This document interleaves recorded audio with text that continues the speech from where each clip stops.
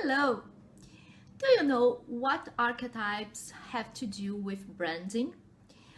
Do you know what is an archetype?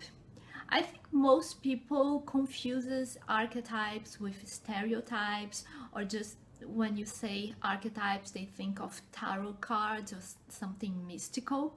So this is a video to explain what is an archetype, how it can be applied to branding, and no, there's nothing mystical here. So archetypes are a term coined by Swiss psychologist Carl Jung, more or less about a century ago, to address these patterns that we have in our minds that represent human experiences.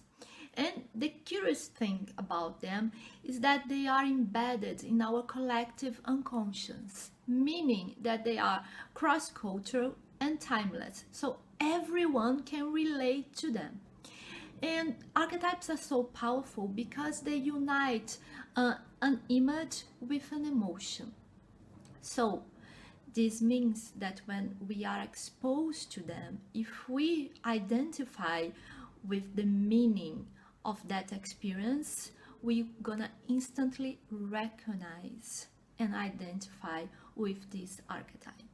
We'll have or establish an emotional connection with that figure. So Jung talked about many archetypes. He didn't set like a closed number. The most famous ones are the mother archetype, which we can relate to a caregiver or a nurturer. The father, which is the boss figure, the figure of authority. The child as an innocent. The mentor or someone who guides you through life, and so on.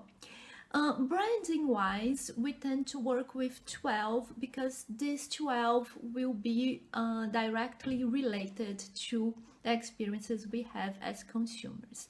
But Jung didn't set a closed number. And speaking of emotions, we can start to understand why they are so relevant, and they can be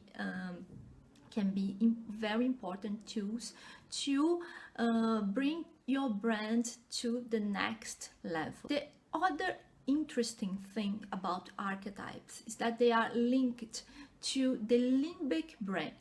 The limbic brain is the part of our brain, or also known as the limbic system, that's related to raw emotions like trust, loyalty, fondness, and decision making. So, you know, when we say, oh, I just had this gut feeling to choose A instead of B, it's probably the archetypes talking to you, because somehow you related to A instead of B. So you choose that. It's that instant feeling, a purely emotional feeling.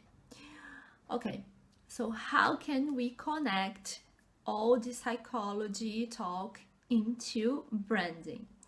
By looking at the meaning that each archetype will bring to the table when you are building a brand, or you want your brand to go one step ahead and really engage with consumers.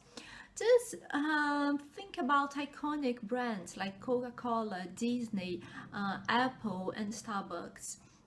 They are not just brands, and regardless of their size and power, they really mean something to consumers.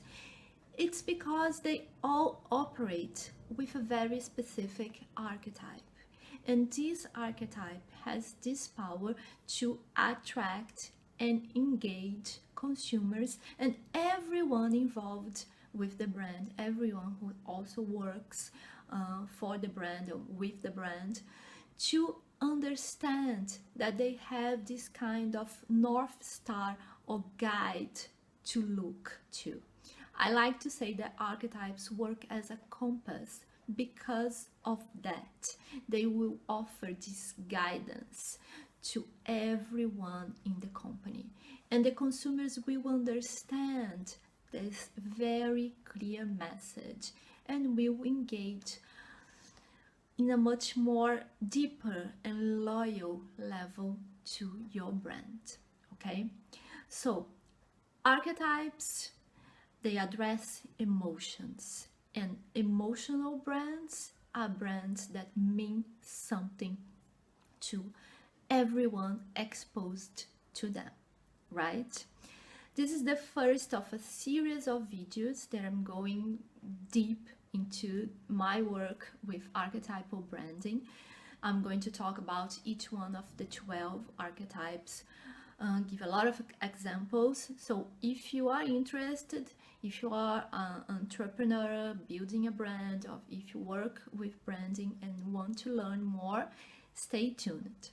Also, if you want to learn more about archetypes, like a much in-depth level, I'll leave a link over here of a very good video that explains all the Jungian theory about archetypes, okay? I hope you enjoy it and see you soon.